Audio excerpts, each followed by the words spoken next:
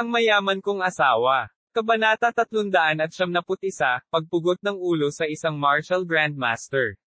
Sa harap ng malakas na lakas ni Chinyu, ang Golden Pagoda ay nasira. Ang lahat ng enerhiya ay naglaho tulad ng isang tipak ng hangin.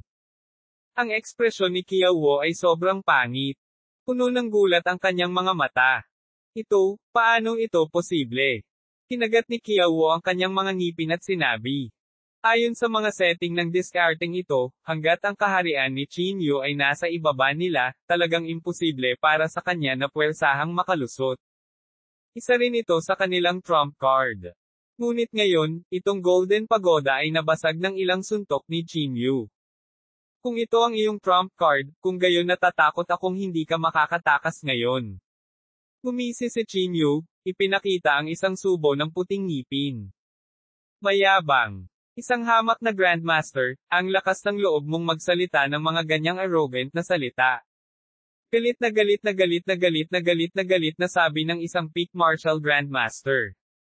Malamig na tiningnan siya ni Chinyu, at sa sumunod na segundo, bigla siyang sumulpot sa harapan niya. Malakas na pagkahulog sa kalawakan. Sa ilalim ng pamamaraang ito, ang martial Grandmaster na ito ay walang mapagtatagwan. Malapit lang siyang lumaban kay Chinyu. Gayunpaman, ang pisikal na katawan ni Chinyu ay napakatigas. Hindi pa banggitin ang isang peak martial grandmaster, kahit ang pisikal na katawan ni Marky Wu ay maaaring hindi may kumpara kay Chinyu. Bang! Sa ilalim ng mabangis na kamao ni Chinyu, ang martial grandmaster na ito ay hindi na makatagal. Ang kanyang dibdib ay direktang napasok ng isang suntok, at ang kanyang mga dagwang panloob na organo ay halos madurog. Bago pa siya makapag-react, itinaas na ni Chinyu ang kanyang kamay at sinampal ang kanyang ulo. Teknolohiya ng paglunok ng langit. Habang na-activate ang teknik, nagsimula ring umikot ang meridian at mental cultivation technique sa katawan ni Chinyu. Ang lahat ng lakas ng loob ay pilit na nilamon ni Chinyu sa kanyang katawan, at isang kahangahangang martial grandmaster ang naging mabisyo. Sa pagtingin sa kanyang halos tuyong na katawan, si Qiao at ang iba pa ay agad na namutla sa takot. Hindi maganda. Retreat. Sigaw ni Qiao. Hindi man lang nag-isip ang dalawa at nagsimulang tumakbo palayo. Sa isang pagkakataon, sila ay naubos. Sa sandaling ito, ang espiritu ng pakikipaglaban ni Chinyu ay walang hangganan, at si Qiao at ang iba pa ay natakot na sa kanilang mga talino. Sa ilalim ng gayong mga kalagayan, wala na silang espiritu ng pakikipaglaban, at ang kanilang lakas ay lubhang nabawasan. Sa tingin mo makakatakas ka? Pinaikit ni Chinyu ang kanyang mga mata at humakbang sa lupa, agad na naabutan sila. Qiao, pipigilan ko siya. Pilasan mo at kumuha ng reinforcements. Sigaw ng kasama ni Qiao. Sa kasamaang palad, hindi man lang ibinaling ni Qiao ang kanyang ulo. Siya ay lubos na natakot sa labas ng kanyang talino. Ang martial grandmaster na ito ay nagngangalit ang kanyang mga ngipin. Ang kanyang mga paa ay biglang nanginig, at ang espasyo sa harap ni Chinyu ay biglang nagsimulang pumihit. Kasunod nito, ang katawan ni Chinyu ay tila limitado sa ibang espasyo. Nagsalubong ang mga kilay ni Chinyu, at hindi niya maiwasang mapangiti. Nakita na niya ang spell na ito dati. Ito ang special spell na ginamit ni Cao Shan dati. Sa tingin mo ba mapipigilan pa ako ng spell? Gumisi si Chinyu. Ang spell na ito ay maaaring supilan ang katigasan na may lambot. Gaano man kaitigas at kabangges ang iyong kamao, ito ay malulusaw sa lambot na ito. Chinyu? Ikaw. Boom! Bago niya matapos ang kanyang mga salita, ang gininto ang kamao ni Chinyu ay direktang nabasag sa isang tabi. Sa ilalim ng napakalaking puwersang ito, ang espasyong ito ay nagsimulang masira. Sino ba ang nagsabi sa iyo na ang lambot lang ang magagamit mo para kontrahin ang tigas? Hanggat ang lakas ay sapat na malaki, anumang lambot ay hindi dapat banggitin. Gumisi si Chinyu. Paano ito posible? Nanlaki ang mga mata ng dakilang grandmaster. Si Chinyu ay walang oras na mag-aksaya sa kanya.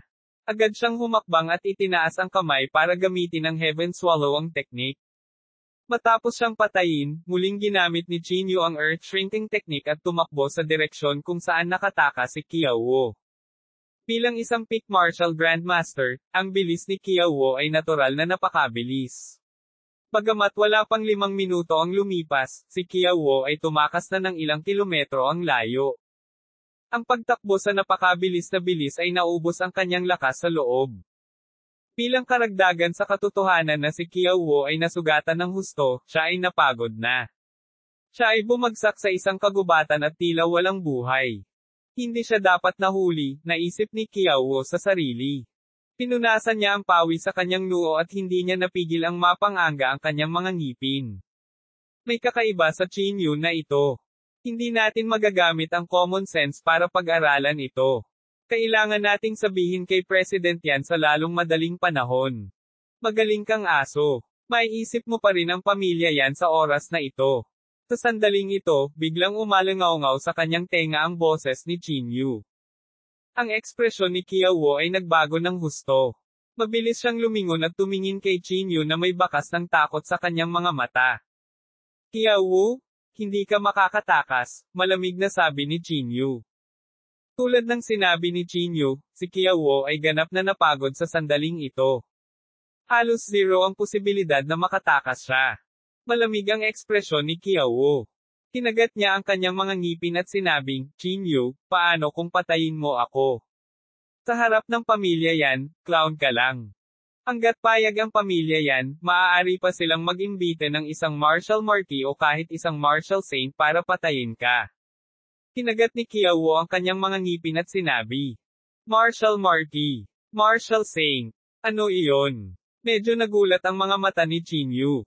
Malamig na bumantong hininga si Qiao at sinabing, hindi mo kailangang malaman.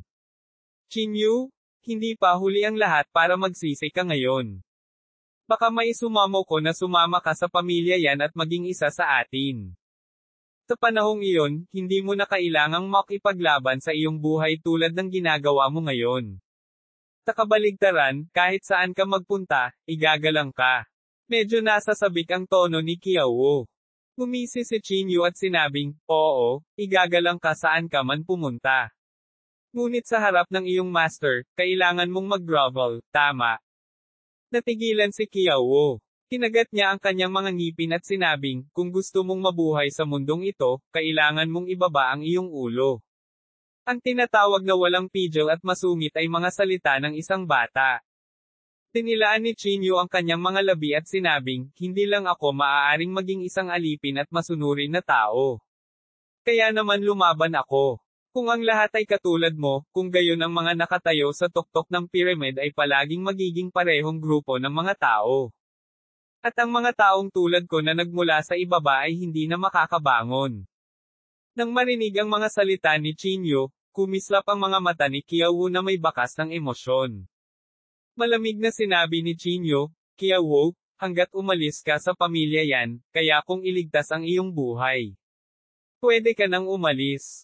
Bahagyang nagbago ang ekspresyon ni Qiao. Tinitigan niya si Qin Yu at sinabing, gusto mo talagang umalis ako. Tama. Tumalikod na si Qin Yu at aalis na sana. Ngunit sa sandaling ito, isang bakas ng kabaliwan ang sumilay sa mga mata ni Qiao. May hawak siyang espesyal na punyal at sinaksak ang likod ni Qin Yu. Bang! Gayunpaman, nang hahawakan na ng kanyang punyal si Qin Yu, sinampal ni Qin Yu ang kanyang ulo. Sa sampal na ito, ang bungo ni Qiao ay direktang nabasag. Bumagsak ang kanyang malaking katawan. Sa pagtingin sa bangkay ni Qiao, hindi maiwasan ni Qin Yu na makaramdam ng bakas ng awa sa kanyang puso. Para kay Qiao, ang kanyang tinatawag na kaluwalhatian ay isang gantimpala lamang mula sa pamilyang yan. Hindi na siya isang kumpletong individual. Matagal nang nakaugat sa kanya ang ganitong uri ng konsepto. Paano ito maipapaliwanag ni Qin Yu sa ilang salita lamang?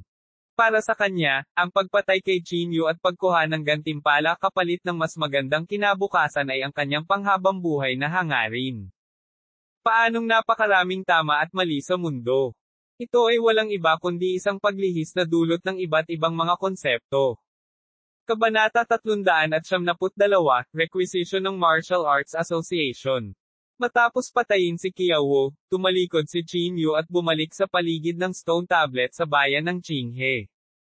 Si Yao Qing at Tao Zi ay nakatayo doon na naliligaw. Sa kanilang lakas, imposibleng maabutin nila si Qin Yu. May mangyayari ba kay Mr. Qin? Napalunok si Yao Qing ng kanyang laway at may takot na sinabi. Sinaman siya ng tingin ni Tao Zi at sinimangutan, tumahimik ka. Pamulong si Yao Qing, natatakot lang ako na baka may bitag. Habang nagsasalita siya, dahan-daang naglakad pabalik si Qin Yu mula sa hindi kalayuan.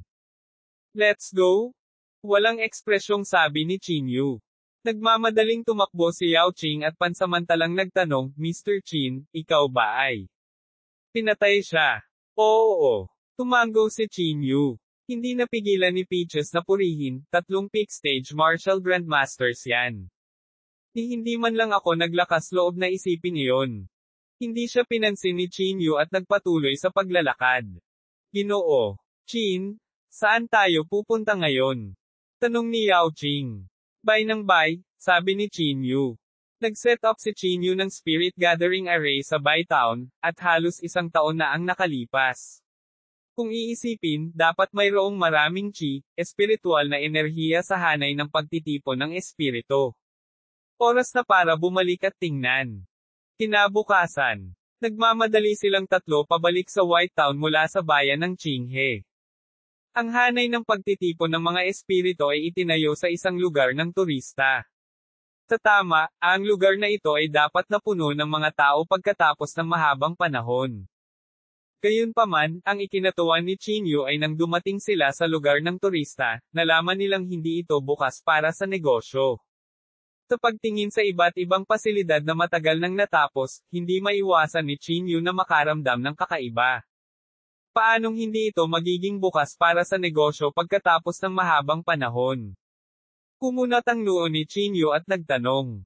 Nang makarating sila sa pinto, mabilis na pinahinto ng staff na responsable sa seguridad si Qin Yu. Ang lugar na ito ay hindi bukas para sa negosyo. You guys should go somewhere else, sabi ng tiyuhin na nagbukas ng pinto. Itinuro ni Qin Yu ang lugar ng turista at sinabing, ang pangalan ko ay Qin Yu. Ako ang boss dito. Boss. Napakamot ng ulo ang tiyuhin at tila naguguluhan. Hindi siya pinansin ni Qin Yu at nagpatuloy sa pagtatanong, ang lugar na ito ay natapos ng 1 taon, tama ba? Bakit hindi pa nagbubukas? Sabi ng system, mukhang na-requisition sa loob, kaya na-delay ang opening. Requisition. Aling unit ang nag-requisition nito? Tanong ni Qin Yu. Nahiyang ngumiti ang sistema at sinabing, huwag mo na akong tanungin tungkol dyan. Isa lang akong gatekeeper. Hindi na nagsalita pa si Qin Yu. Inakay niya si Yao Qing at ang iba pa na pumasok sa pinto. Mabilis na pinahinto ng system ang Qin Yu at sinabing, mas mabuting irehistro mo ang iyong sarili, kung sakaling may mangyari na hindi inaasahan. Tumango si Qin Yu. Tinundan niya ang sistema sa silid ng seguridad upang irehistro ang kanyang pangalan at pagkatapos ay naglakad sa direksyon ng hanay ng pagtitipon ng mga espiritu. Tinagtagal, dumating silang 3 malapit sa hanay ng pagtitipon ng mga espiritu. Ang lugar na ito ay itinayong muli ayon sa kahilingan ni Qin Yu. Matataas na pader ang itinayo sa paligid nito, at may hindi malaki o maliit na bilya sa loob upang makapagpahinga. Naglakad si Qin Yu sa pintuan. Sinubukan niyang itulak ito, ngunit nakita niyang nakalock ang pinto. May naglock talaga ng sarili kong bahay. Agad na galit si Qin Yu. Agad niyang hinawakan ang bakal na kandado at pilit na pinagputol-putol. Bumukas ang pinto, ngunit ang ikinagulat ni Qin Yu ay walang kahit katiting na chi, espiritual na enerhiya dito. Ito ay malapit na sa 1 taon, ngunit hindi siya makaramdam ng anumang chi, espiritual na enerhiya. Paano ito naging posible? Sino ang nagpapasok sa iyo? Sa sandaling ito, isang nasa katanghaliang gulang na lalaki ang mabilis na naglakad patungo kay Qin Yu. Malamig na tiningnan ni Qin Yu ang nasa katanghaliang gulang na lalaki at sinabing, ako dapat ang magtatanong nito sa iyo. Nang walang pahintulot ko, sino ang nagpaalam sa iyo na pumunta sa aking tahanan? Bahay mo. Pinalaki ng nasa katanghaliang lalaki si Qin Yu. Matagal nang ni-requisition ang lugar na ito. Ngayon ay kabilang na ito sa base ng Jiangbei Martial Arts Association. Ibalik mo sa bahay mo. Gumisi ang medyo may edad na. Ang base ng Jiangbei Martial Arts Association. Na-requisition ang aking bahay nang walang pahintulot ko. Sino ang nagbigay sa iyo ng karapatan? Lalong nanlamig ang mukha ni Chinyu. Naiinip na sinabi ng nasa katanghaliang gulang na lalaki, huwag ka nang magsalita ng walang kaparirikon at lumabas ka kaagad. Kung hindi, huwag mo akong sisihin sa pagiging impolite. Pagkatapos sabihin iyon, inabot niya iyon para itulak si Chinyu. Agad na hinawakan ni Chinyu ang kanyang palso at itinapon siya palabas. Malakas na bumagsak sa lupa ang nasa katanghaliang gulang na lalaki. Ang mga alon ng sakit ay nanggagaling sa buong katawan niya. You dare to hit me. Alam mo ba kung sino ako? Pilit na umungol ang nasa katanghaliang gulang na lalaki. Malamig na tiningnan siya ni Chinyu at sinabing, bumalik ka at sabihin sa presidente ng iyong asosasyon na pumunta at humingi ng tawad sa akin at pag-usapan ang isyu ng kabayaran. Mabuti. Maghintay ka. Itinuro ng nasa katanghaliang gulang na lalaki si Chinyu at tumalikod para tumakbo. Damn! Ang Jiangbei Martial Arts Association na ito ay talagang mapang-uyam. Hindi napigilan ni Yao Qing na magmura. Sinabi ni Chinyu na may malamig na mukha, pumasok sila sa aking bahay at ninakaw ang aking hanay ng pagtitipon ng espiritu. Mas mabuting bigyan nila ako ng makatwirang paliwanag. Pagkatapos sabihin iyon, tumalikod si Chinyu at naglakad papasok sa vilya. Walang laman ang malaking vilya. Lahat ng uri ng muebles at pasilidad ay inilipat. Mga pribadong sinehan, gym, at iba pa. Sa isang tingin, parang resort. Talagang marunong mag-enjoy ang mga magnanakaw ng asong ito, ungol ni Yao Qing habang nakahiga siya sa massage chair. Si Peach naman ay mukhang medyo reserved. Siya ay nakatayo doon sa kawalan. Sumulyap si Chinyu sa kanya at sinabing, humanap ka ng kwartong mapagpahingahan. Maaari kayong manatili dito pansamantala mula ngayon. Ang dahilan kung bakit nila pinili ang lugar na ito ay dahil ang natural na chi, espiritual na enerhiya dito ay medyo mayaman, at ang lokasyon ay sapat na malaki. Dahil hindi ito bukas para sa negosyo, nagpasya si Chinyu na tanggalin ang lugar na ito ng turista at gawing mga pribadong bahay. Kung ano ang gusto niyang gawin, walang nakakaalam. Tiniyasat ni Chinyu ang bilya at nakakita ng mga pribadong damit sa maraming silid. Ang mga damit na ito ay casual na inihagi sa mesa at sa kama, na mukhang sobrang bastos. Bahagyang kumunat ang noo ni Chinyu, may bakas ng displeasure sa kanyang mukha. Matapos itong i-requisition ng Jiangbei Martial Arts Association, ito ay ginamit upang gawin ang mga bagay na ito. Ito ay sadyang mapangahas. Pagkatapos linisin ni Chinyu ang mga bastos na bagay na ito, humiga siya sa sofa. Nilabas niya ang phone niya at binuksan ang martial arts forum. Sa forum, nagkaroon pa rin ng mga talakayan tungkol kay Chinyu. At ang mga pangunahing salita sa mga talakayang ito ay kadalasang, manggang ng pamilya yan, elder ng Divine Alchemist Pavilion, bottom level rebellion, at iba pa. Kahit na pagkatapos ng mahabang panahon, may mga tao pa rin na humahanga kay Chinyu sa pag-akyat sa hagdanan patungo sa langit. Sa pagtingin sa mga nilalamang ito, ang mga sulok ng bibig ni Chinyu ay hindi maiwasang mapangiti. Sinamantala ang napakataas na kasikatan, oras na para gumawa ng isang bagay, naisip ni Chinyu sa kanyang sarili. Matapos maranasan ang napakaraming bagay, naunawaan ni Chinyu ang isang prinsipyo. May limitasyon ang pag-asa sa lakas ng isang tao. Siyempre, walang problema para sa kanya ang maging masaya, ngunit kung gusto niyang ibagsak ang mga maharlikang pamilya sa Jingdo, tiyak na hindi niya ito magagawa ng mag-isa. Kaya naman, nilayon din ni Chinyu na magtali sa sarili niyang koponan at kapangyarihan. Sa sandaling iyon, nakakita si Chinyu ng isang post. Ang pamagat ng post ay, Fire Country Spyro of Martial Arts Potential. Kabanata 373, How Dare You Lie to Me? Nakuha nito ang atensyon ni Chinyu. Agad niyang binuksan ang thread at may lumabas na ranking list sa harapan niya. Ang ikinagulat ni Chinyu ay hindi siya ang unang nag-rank, ngunit isang taong tinatawag na Zong Cheng. Ang record ng labanan ng taong ito ay lubos na kahanga-hanga. Sinasabing natalo niya ang ilang martial grandmaster sa Grandmaster Realm. At ngayon, matagumpay na siyang nakapasok sa Martial Grandmaster Realm. Siya raw ang numero 1 henyo sa gitnang kapatagan. Bagamat wala siyang balitang tulad ni Chinyu na pilit na binasag ang hagdanan patungo sa langit na ikinagulat ng lahat, ang kanyang pundasyon ay napakatibay. Medyo sikat din ang kanyang personalidad. Ibang-iba ito sa kay-abangan ni Chinyu. Higit sa lahat, mayroon siyang sikat na master. Sinasabi na ang taong ito ay dating numero 1 tao sa gitnang kapatagan. Ang pangalan niya ay Shateng.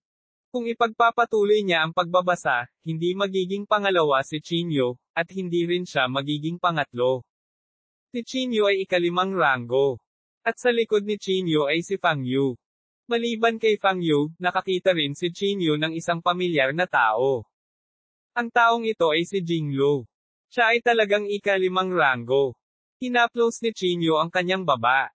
Logically speaking, hindi dapat. Sa record ng labanan ng isang Peak Zhongxi Realm na pumatay sa 3 Peak Zhongxi Realm expert, hindi maraming tao ang makakagawa nito, tama ba? Habang patuloy siyang nagbabasa, nakikita niya ang pagsusuri ng ranggo na ito, lalo na ang pagsusuri ni Chinyu. Ang dahilan kung bakit nasa ika-5 si Chinyu ay dahil marami siyang kaaway. Mababa ang posibilidad na lumaki siya. Kung itatapon ang factor na ito, dapat makapasok siya sa top 3. Nang makita ang kadahilanang ito, hindi napigilan ni Chinyu na matawa.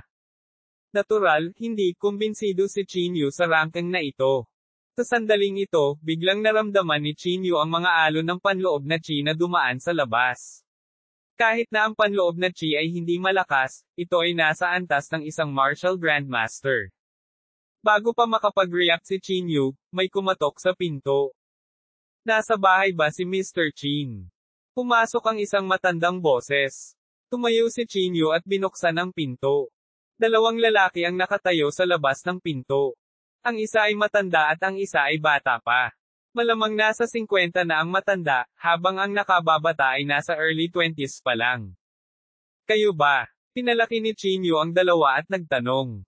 Inilabas ng matandang lalaki ang kanyang business card at magalang na sinabi, "Ikaw ang hari ng Chuzhou, Chinyu, tama ba?"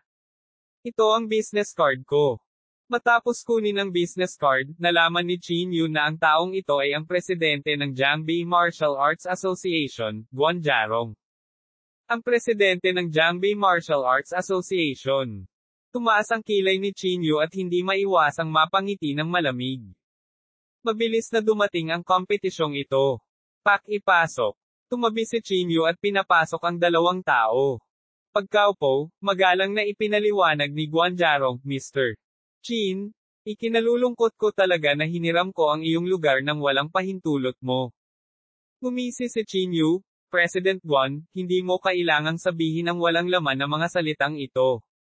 Bumantong hininga si Guan Jarong at sinabing, "Actually, ayoko rin, pero alam mo na bilang presidente ng rehiyon ng Jiangbei, kailangan kong mag-ambag sa pag-unlad ng ating asosasyon, di ba? Kaya, naglakbay ako ng halos kalahati ng rehiyon ng Jiangbei sa paglipas ng mga taon upang makahanap ng angkop na lugar para sa pagtatanim na magagamit ng mga miyembro ng aming asosasyon. So nahanap mo na ang bahay ko. At pumasok ka nang wala akong pahintulot." Malamig na tanong ni Chinyu. Muling humingi ng paumanhin si Guan Jarong, "I'm really sorry. Sana maintindihan mo ang aking mabuting hangarin. Lahat ng ginawa ko ay para sa pagpapaunlad ng samahan." Walang sinabi si Chinyu, ngunit hindi niya napigil ang tumawa ng malamig sa kanyang puso. "Ginoo. Chin, ikaw na ngayon ang ipinagmamalaki ng aming rehiyon ng Jiangbei. Hindi kalabisan na sabihin na ikaw ang hari ng Jiangbei." Nang makitang walang sinabi si Chinyu, nambobola siya ni Guan Jarong. Kung ordinaryong tao lang ito, tiyak na mapapa-knockout siya sa pambobolang ito. Ngunit sa kasamaang palad, si Chinyu ay hindi nahulog dito. "President Guan, nag-set up ako ng spirit gathering array dito, at nakaipon ako ng halos 1 taon na halaga ng chi, espiritual na enerhiya," malamig na sabi ni Chinyu. "Ngayong naubos na ang chi, espiritual na enerhiya, paano natin babayaran ang utang na ito?" Malamig na tanong ni Chinyu. Natahimik sandali si Guan Jarong at sinabing, "Paano ito? Bakante pa rin ang posisyon ng Vice President ng Rjang-Bay Martial Arts Association. I wonder kung interesado si Mr. Chin. Vice President. Nagulat ito kay Chin Yu. Sinabi ni Guanjarong, oo. To tell you the truth, matagal na kitang gustong imbitahin, pero hindi pa ako nagkaroon ng pagkakataon. Tulad ng sinasabi, hindi dapat tamaan ng isang nakangiting mukha. Ang saloobin ni Guanjarong ay talagang nagpahirap sa mga tao na maging calculative. Gayunpaman, para kay Chin Yu, ayaw niyang lumahok sa ganitong uri ng organisasyon. Kaya naman, umiling si Chin Yu at sinabing, kalimutan na natin ang usapin ng Pangulo. Paano ito, bigyan mo ako ng isang tangkay ng daang taong gulang na mga halamang gamot, at kalimutan na natin ang bagay na ito. Si Chin Yu ay hindi nagkukulang ng 100 taong gulang na mga halamang gamot. Ang dahilan kung bakit niya ito sinabi ay para bigyan ng munting aral si Guanjarong. Gayunpaman, hindi napigilan ni Guanjarong na sumimangot, mukhang problemado. Ang chi, espiritual na enerhiya sa aking spirit gathering array ay hindi maihahambing sa 100 taong gulang na damo. President Guan, hindi mo ba alam? May displeasure ang tono ni Chin Yu. Sabi ko, seryoso ka ba talaga? Sa sandaling ito, biglang naiinip na sabi ng binata sa tabi ni Guanjarong. Nang marinig ito, agad siyang tiningnan ni Chin Yu ng malamig. Nagpatuloy ang binata, upang sabihin sa iyo ang totoo, mayroong hindi bababa sa 100 vice-presidente ng Jiangbei Martial Arts Association. Ito ay isang walang laman na posisyon. Seryoso ka ba talaga? Ang swerte mo na maimbitahan ka ng Jiangbei Martial Arts Association, naiintindihan mo ba? Tumingin si Chin Yu kay Guanjarong at malamig na sinabi, President Guan, sa tingin mo rin ba? Kumunat ang noo ni Guanjarong at sinabing, Mr. Chin, wala akong ganoong intensyon. President Guan, hindi ako makikipagtalo sa iyo dahil sa iyong pagsusumikap para sa pagpapaunlad ng asosasyon. Don't tell me hindi mo kayang humiwalay sa 100 taong gulang na damo lang. Sabi ni Chin Yu na may malamig na mukha. Tumayo si Guanjarong at nakangiting sinabi, sige. Ipapadala ko ito sa iyo sa hinaharap. Paalam. Pagkasabi nito, tumalikod si Guanjarong at umalis. Pagkaalis niya ay biglang nanlamig ang mukha niya. Gusto mo ng herbs? Dream on. Dumura si Guanjarong sa lupa. Hindi nagtagal pagkaalis ni Guanjarong, nagmaneho si Jianggu papunta sa lugar na ito. Pagkapasok niya sa pinto, excited niyang sinabi, Mr. Chin, bumalik ka na. Tumango si Chin Yu. Tinulyapan niya si Jianggu at sinabing, alam mo ba ang tungkol sa hinihingi ng Jiangbei Martial Arts Association sa lugar na ito? Natigilan si Jianggu at sinabing may mapait na ngiti, alam ko, pero, hindi ko ito mapigilan. Ang asosasyon ng Jiangbei Martial Arts ay palaging mapang-akit. Naglakas loob akong magalit, ngunit wala akong lakas ng loob na magsabi ng kahit ano. Palaging nagmamalabis. Kumunat ang noo ni Chin Yu. Oo, lalo na si President Guanjarong. Ginamit niya ang kanyang pagkakakilanlan para sakupin ang lupa kung saan-saan. Hindi ko alam kung ilang tao na ang inapi niya, sabi ni Jianggu. Hindi maiwasan ni Chin Yu na magulat nang marinig niya ito. Hindi siya mukhang ganoong tao. Paano magagawa ng isang presidente na gustong bumuo ng Martial Arts Association ang ganoong bagay? Naguguluhan na tanong ni Chin Yu. Nang marinig ito, hindi mapigilan ni Jianggu na mapamura, bumuo ng Martial Arts Association.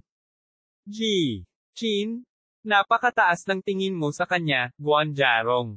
Ginagamit lang ng kompetisyong ito ang pangalan ng Martial Arts Association para maghanap ng benepisyo para sa kanyang anak.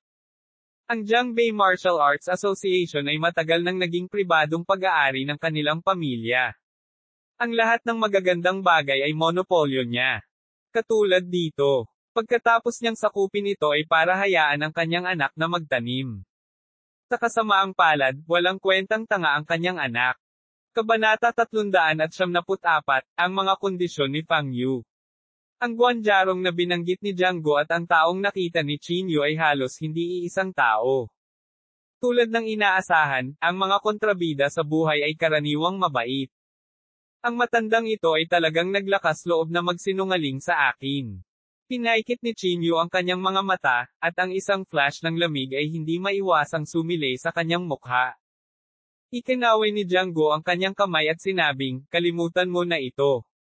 Pagkatapos ng lahat, siya ang presidente ng Jiangbei Martial Arts Association. Sino ang handang saktan siya? Sumulyap si Chinyu kay Jianggo at sinabing, dahil sa pagpapaubaya at indulhensya ng lahat sa kanya kaya hindi siya napigilan. Sa pagkakataong ito, babayaran ko siya. Pagkatapos sabihin iyon, tumingin si Chinyu kay Jianggo at sinabing, ipagkalat na kung hindi mabawi ng Jiangbei Martial Arts Association ang aking chi, espiritual na enerhiya sa loob ng kalahating buwan, sila ang magdadala ng kahihinatnan. Sumimangot si Jianggo at sinabing, Mr. Chin, gusto mo ba talagang gawin iyon? Pagkatapos ng lahat, siya ang presidente ng Martial Arts Association. So what? Malamig na saway ni Chinyu. Kung kailangan kong lunukin ang galit ko dahil siya ang presidente ng Martial Arts Association, ano ang pagkakaiba ko sa mga nambobola sa mataas at yumuyurak sa mababa? Matagal nang nagsawa si Chinyu sa ganitong uri ng kapaligiran. Nang makita ito, tumango lang si Jianggo at sinabing, sige, Mr. Chin, naiintindihan ko. Matapos paalisin si Jianggo, sinimulan ni Chinyu ang kanyang susunod na paglalakbay. Ang pinakamahalagang layunin ng pagbabalik ni Chinyu sa Chuzhou sa pagkakataong ito ay ang larangan ng digmaan na nakita niya sa kabisera ng probinsya noong nakaraan. Ang densidad ng Yinchi doon ay lampas sa imahinasyon. Para kay Chinyu, ito ay isang magandang lugar para sa paglilinang. Sa ngayon, hindi na makasulong si Chinyu sa pamamagitan ng pag-asa sa chi, espiritual na enerhiya, kaya itinuon ni Chinyu ang kanyang paningin sa Yinchi. Mabuti sana kung magkakaroon ako ng ilang martial grandmasters, naisip ni Chinyu sa sarili habang hinahaplos ang kanyang baba. Ang epekto ng paglunok ni Chinyu sa dalawang peak martial grandmaster ng pamilya yan ay talagang hindi maisip. Masasabing kailangan lang ni Chinyu ng 10 martial grandmaster para magkaroon ng pagkakataong makapasok sa enlightenment stage. Sa madaling salita, magiging martial grandmaster siya. Hanggat siya ay tumuntong sa yugto ng enlightenment, hindi matatakot si Chinyu sa sinumang martial grandmaster sa mundo. Hindi alintana kung siya ay mula sa isang aristokratikong pamilya o isang reclusive na disipulo, hindi sila dapat banggitin. Ito ang kumpiyansa ng katawan ng kaguluhan. Gayunpaman, paanong napakadaling makahanap ng martial grandmaster? Pagkatapos mag-isip sandali, naghanda si Chinyu na umalis sa kabisera ng probinsya kinabukasan. Sa gabi, nakahiga si Chinyu sa kanyang kama, tulad ng ibang mga kabataan, nag-scroll sa kanyang telepono. Siyempre, ang ini-scroll ni Chinyu ay hindi isang maikling video, ngunit isang martial arts forum. Alas 8 ng gabi, ibababa na ni Chinyu ang kanyang telepono at matutulog. Sa sandaling ito, biglang lumabas ang isang balita sa martial arts forum. Ang larangan ng digmaan mula sa daan-daang taon na ang nakalilipas ay nahukay. Ang iba't ibang aristokratikong pamilya ay naghahanda upang magsanib puwersa upang maghanap ng mga kayamanan. At ang tinatawag na battlefield na ito ay ang mismong nayon na natuklasan ni Chinyu sa kabisera ng probinsya. Nang makita ang balitang ito, biglang umupo si Chinyu mula sa kanyang kama. Natuklasan na talaga ako. Hindi maiwasan ni Chinyu na magkaroon ng pangit na ekspresyon sa kanyang mukha. Para sa iba't ibang maharlikang pamilya na magsanib puwersa, tiyak na hindi ito magandang balita para kay Chinyu. Lalo na't kasali ang pamilya yan. Sa impluwensya ng pamilyang yan, malaki ang posibilidad na mapaligiran at aatakihin nila si Chinyu. Paumanhin sa abala. Ang mukha ni Chinyu ay kasing itim ng tubig, at nakaramdam siya ng kaunting pagkabalisa sa kanyang puso. Gayunpaman, kung sumuko siya ng ganoon lang, talagang hindi makayanan ni Chinyu na umalis. Pagkatapos mag-isip tungkol dito, nagpasya pa rin si Chinyu na makipagsapalaran at umalis. Kung mapipilitin man lang niyang masira ang hagdanan patungo sa langit, ano ang dapat ikatakot? Higit pa rito, may kontrol si Chinyu na paliitin ang lupa sa 1 pulgada. Kung may nangyari talaga, makakatakas siya. Noong gabing iyon, hindi masyadong nakatulog si Chinyu. Kinaumagahan, kagigising lang ni Chinyu nang may kumatok sa pinto. Sa pagbukas ng pinto, nakita ni Qin Yu ang isang pamilyar na figure, si Fang Yu. Miss Fang. Napatingin si Qin Yu kay Fang Yu nang may pagtataka. Bahagyang ngumiti si Fang Yu. Pagbati, kapatid na Qin. Mabilis na tinanggap ni Qin Yu si Fang Yu sa silid at nagutos, Peaches, pumunta ka at kumuha ng isang basong tubig kay Miss Fang. Tinitigan ni Peaches si Fang Yu na may bakas ng inggit sa kanyang mga mata. Ano ang tinitignan mo? Gumawa ka ng isang kaldero ng tsaa. Inilibot ni Qin Yu ang kanyang mga mata. Matapos paalisan ang mga peach, mahinang ngumiti si Fang Yu at sinabing, ang pangalan ni Brother Qin ay yumanig sa mundo kamakailan. Anong ibig mong sabihin sa pagyanig ng mundo? Huwag mo akong pagtawanan. Ikinaway ni Qin Yu ang kanyang kamay.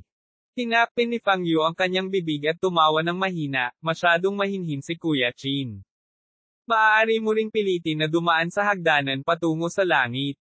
Ikaw ang unang tao sa kasaysayan. Ito ang katotohanan. Pagkatapos ng lahat, kahit si Jiang ay nabigo siya.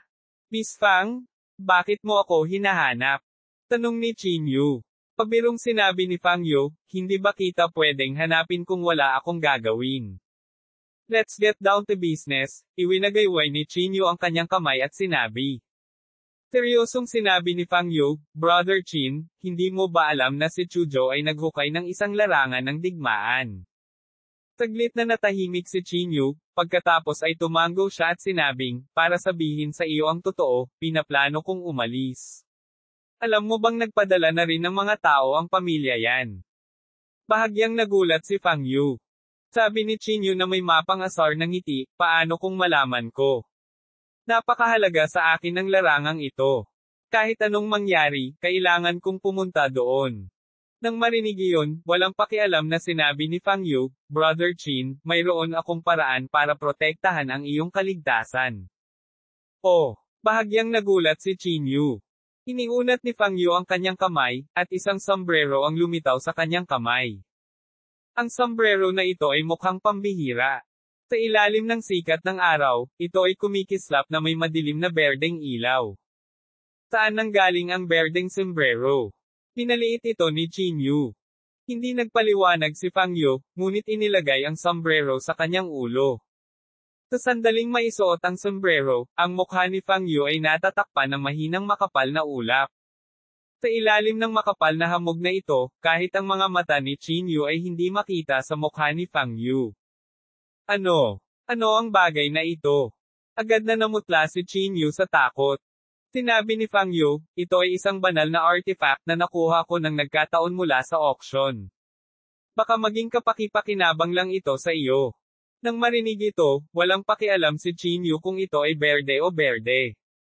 Kinuha niya ang sombrero at medyo tuwang-tuwa na sinabi, ang bagay na ito ay masyadong kapaki-pakinabang sa akin. Walang pakialam na sinabi ni Fang Yu, Brother Qin, maibibigay ko sa iyo ang sombrero na ito, ngunit mayroon akong dalawang kondisyon. Miss Fang? Mangyaring magpatuloy, diretsyong sabi ni Qin Yu. Sinabi ni Fang Yu na may mahinang ngiti, una, kung talagang makukuha ko ang sinumang babe sa larangan ng digmaan, gusto ko ang kalahati. Oo naman, kaya kung ibigay ito sa iyo, nakangiting sabi ni Qin Yu. Pagkatapos ng lahat, ang layunin ni Qin Yu ay makalusot. Ang pangalawang kondisyon, sa puntong ito, biglang nagdilim ang mukha ni Fang Yu. Malamig niyang sinabi, gusto kong tulungan mo akong pumatay ng 2 tao. Kabanata 375, ang mga ambisyon ng pamilya yan. Pumatay ng mga tao. Hindi napigilan ni Qin Yu na itaas ang kanyang kilay. Ito ay nagulat sa kanya ng kaunti. Sa lahat ng panahon, si Fang Yu ay tila walang galit. Hindi pa siya nakakita ng ganito kalamag na ugali tulad ngayon. Sabihin mo sa akin, sino ang dapat kong patayin? Tumango si Qin Yu at sinabi. Sinabi ni Fang Yu sa malalim na boses, ang una ay si Jing Shihong. Ang pangalawa ay si Bizai Kang. Ang dalawang ito ay pupunta sa larangan ng digmaan ngayon. Jing Shihong? Ang ama ni Jing Lu. Hula ni Qin Yu. Nagtatakang tanong ni Fang Yu, paano mo nalaman? Napangiti si Qin Yu at sinabing, akala ko. By the way, bakit mo pinatay silang dalawa? Hindi sumagot si Fang Yu. Gayunpaman, ang kanyang ekspresyon ay medyo pangit. Nahulaan ni Chinyu na mahirap pag-usapan ang bagay na ito, kaya binago niya ang paksa at nagtanong, ano ang kanilang mga antas ng paglilinang. Sumulyap si Fang Yu kay Chinyu at sinabing, nasa tuktok na sila ng Martial Grandmaster Realm sa loob ng maraming taon. Napakalakas nila at sikat sa Central Plains. Peak of the Martial Grandmaster Realm, hinawakan ni Chinyu ang kanyang baba. Sa kasalukuyang cultivation ni Chinyu, medyo mahirap para sa kanya na harapin ang dalawang rurok ng Martial Grandmaster Realm sa maikling panahon. Sa sandaling sumiklab ang isang malaking away, malamang na malantad ang kanyang target. Pangako ko sa iyo. Pagkatapos mag-isip tungkol dito, sa wakas ay tumango si Chinyu at sumang-ayon. Huminga ng malalim si Fang Yu, kinulong ang kanyang mga kamay at sinabi, kung gayon, salamat, Kuya Chin. Napangiti si Chinyu at sinabing, ako dapat ang magpasalamat sa iyo. Bagamat hindi alam ni Chinyu ang nangyari, mula sa ekspresyon ni Fang Yu, malamang na mayroong malalim na puot. Nga pala, itong sombrero, hindi mo ba mababago ang kulay? Napakamot ng ulo si Chinyu. Ang isang berdeng sombrero sa kanyang ulo ay talagang kapansin-pansin. Ngumisi si Fang Yu at sinabing, hindi. Kuya Chin, bakit masyado kang nagmamalasakit? Maraming kabataan ngayon ang walang pakialam dito. Napakamot ng ulo si Chinyu at sinabing, ang pangunahing bagay ay masyado itong nakakapansin. Pinigay ni Fang Yu ang kanyang mga kamay at sinabing, kung gayon, wala akong pagpipilian. Kung talagang hindi gumana, hindi mo na kailangang isuot ito. Isusuot ko lang, bulong ni Chinyu. Inilagay niya ang sombrero sa lupa. Not to mention, medyo gwapo siya. Nga pala, bakit hindi ka sumasali? Tumingin si Chinyu kay Fang Yu at nagtanong. Nagkunwaring bumantong hininga si Fang Yu at sinabing, isa lang akong Grandmaster. Wala akong katapangan ni Kuya Chin. Kung pupunta talaga ako, natatakot ako na hindi lang ako walang makukuha, kundi malalagay din ako sa panganib. Inilibot ni Chinyu ang kanyang mga mata at sinabing, Miss Fang, huwag maging mahinhin. Siguradong hindi ka kasing simple ng iyong hitsura. Nagkunwaring takot si Fang Yu at sinabing, Brother Chin, hindi ka maaaring magsalita ng walang ingat. Isa lang siyang mahinang babae. Hindi ipinagpatuloy ni Chinyu ang pagbibiro kay Fang Yu. Mahigpit ang oras. Pagkatapos magpaalam, sumakay siya ng kotse at nagmamadaling pumunta sa Kapitolyo ng probinsya. Dumating ang iilan sa kanila sa Kapitolyo ng probinsya. Chinyu? Sasama ako sa iyo, sabi ni Peach. Inilibot ni Chinyu ang kanyang mga mata at sinabing, kung pupunta ka, malalantad ako. Hintayin mo ako sa hotel ng masunurin. Pagkatapos, tumingin si Chinyu kay Fang Yu at sinabing, Miss Fang, ipaubaya ko silang dalawa sa iyo. Yumuko si Fang Yu at sinabing, huwag kang mag-alala, Kuya Chin. Kinilala ni Chinyu at hindi na nagsalita pa. Nagmaneho siya papunta sa larangan ng digmaan. Sa sandaling ito, ang linya ng paghihiwalay ng nayon ay binawi na. Ang mga aristokratikong pamilya mula sa iba't ibang panig ng mundo ay naghihintay sa kanila sa mahabang panahon. Maliban sa mga aristokratikong pamilya, mayroon ding ilang ermitanyo at eksperto na dumating sa pinangyarihan. Ito ay sapat na upang patunayan ang kahalagahan ng larangang ito. Hindi mapigilan ni Chinyu na sumimangot nang maramdaman niya ang panloob na chi sa paligid niya. Akala niya noon ay hindi na mabilang ang mga pupunta rito ngayon. Gayunpaman, hindi niya inaasahan na magkakaroon lamang ng isang dosenang tao sa isang sulyap.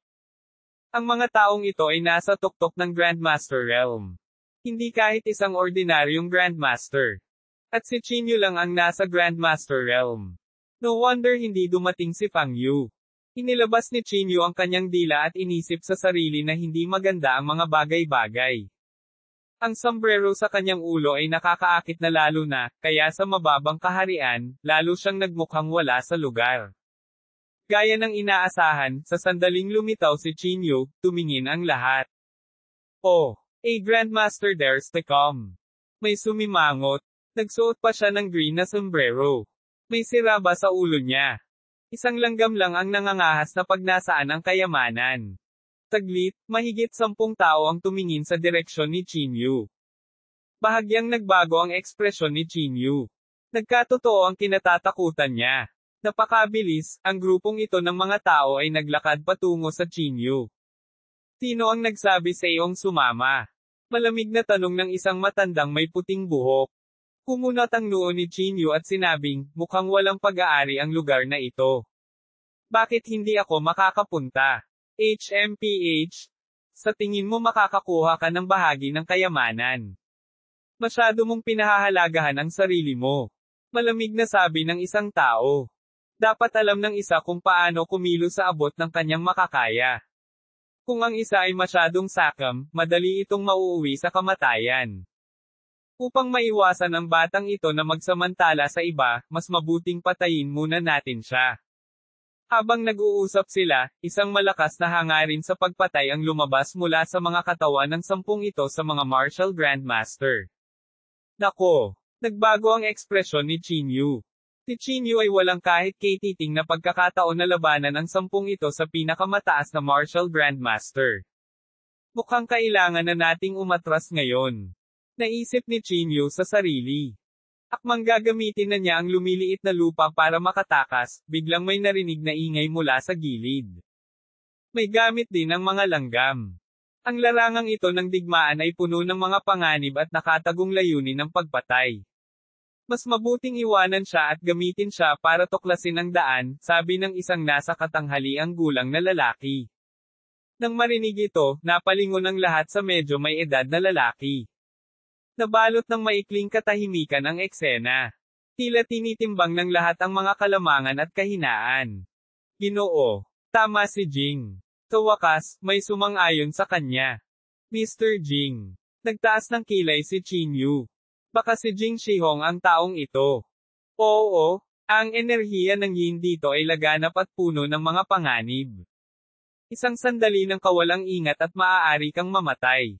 Ang paggamit nito upang tuklasin ang paraan ay ang pinakamahusay na pagpipilian. Well, sumasang-ayon ako sa mungkahi ni Mr. Jing. Agad na tumingin si Jing Shihong kay Chinyu at sinabing, anak, kung ayaw mong mamatay, makinig ka sa amin ng masunurin at magtrabaho para sa amin. Kung ikaw ay mapalad na mabuhay, maaari kang makakuha ng isang pagkakataon. Nagmamadaling sinabi ni Chinyu, talagang makikinig ako sa ayos ng lahat. Bagamat sinabi niya iyon, sa kanyang puso, isinumpa niya ang lahat ng 18 henerasyon ng kanilang mga ninuno.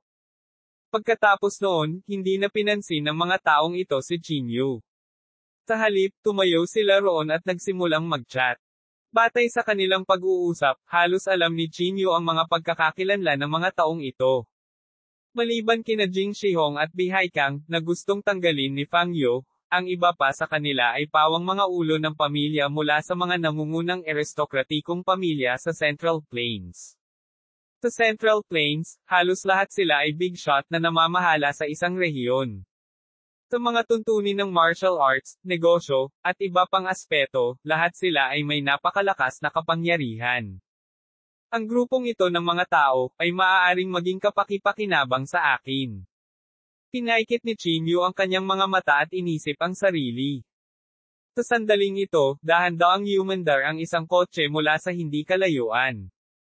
Pagkahinto ng sasakyan, bumaba sa kotse ang isang binatilyong nakasuot ng marangyang damit. Nang makita nila ang binatang ito, agad na pumunta ang lahat para salubungin siya. Young Master Yan, nandito ka na. Matagal ka na naming hinihintay. Ang taong ito ay walang iba kundi ang anak ni Yan Tianhong mula sa pamilya Yan, si Yan Haoran. Pinsan din siya ni Yan Ruozo. Mayroong hindi maipaliwanag na kabayanihan sa pagitan ng mga kilay ni Yan Haoran. Isa-isa siyang tumango sa lahat at sinabing, sabi ng tiyuhin ko, lahat ay handang magtrabaho para sa pamilya Yan. Hindi kapag malupitin ng pamilya Yan. Nang marinig ito ng lahat, dali-dali nilang sinabi, ayo, karangalan namin na makapagtrabaho para sa pamilya Yan. Bahagyang tumango si Yan Orison at sinabing, pagisahin ng pamilya Yan ang lahat ng malalaki at maliliit na pamilya sa Northern Martial Arts World sa lalong madaling panahon. Sa oras na iyon, kayong lahat ang magiging unang karapat-dapat na mga ministro. Nang marinig ang kanyang mga salita, biglang nagbago ang mukha ni Chinyu. Talagang binalak ng pamilya yan na pag-isahin ang lahat ng malalaki at maliliit na pamilya ng martial arts sa Northern Martial Arts World. Kabanata 376, ang babaeng katabi ng Giant Pete. Ang di inaasahang pakinabang, hindi mapigilan ni Chinyu na mag-isip sa kanyang puso. Ang ambisyon ni Yan Zihai ay higit na malaki kaysa sa kanyang naisip. Hindi tulad ni Old Master Yan, si Yan Zihai ay isang martial arts expert, kaya mas binigyan niya ng pansin ang kapangyarihan ng martial arts world. Gayunpaman, kapag nagtagumpay sila, malamang na hindi na masisira ang pamilya Yan.